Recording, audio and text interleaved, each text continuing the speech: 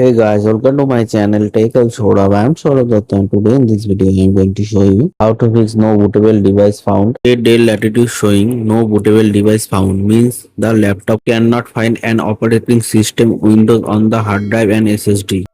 After restarting the laptop, the same problem showing. Follow me to fix it. First turn off the laptop, then press the power button to turn it on and press F12 repeatedly to access the boot menu as soon as the Dell logo appears. Once you reach the boot menu, navigate to BIOS setup and press enter. After that, navigate to the boot sequence and boot configuration tab. Ensure that Windows Boot Manager is enabled and set as primary boot option. If it is disabled, enable it. Check whether Windows Boot Manager appears. Make sure it is at the top of the boot order and ensure that boot list option is definitely set to UEFI. Then go to Advanced Boot option and uncheck or disable the enable legacy ROMs option located within the advanced boot option. Then navigate to system configuration and click on integrated NIC.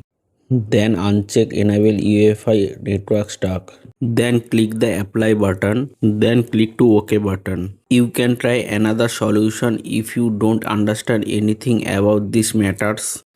Reset BIOS to default settings. Look for the restore settings. Confirm that you want to load BIOS default. Click apply, then exit and let the laptop reboot. You can also fix this problem in this way. I hope this video helped you. Please share it with your friends also. If you have any doubt related to this, let us know in the comment box below.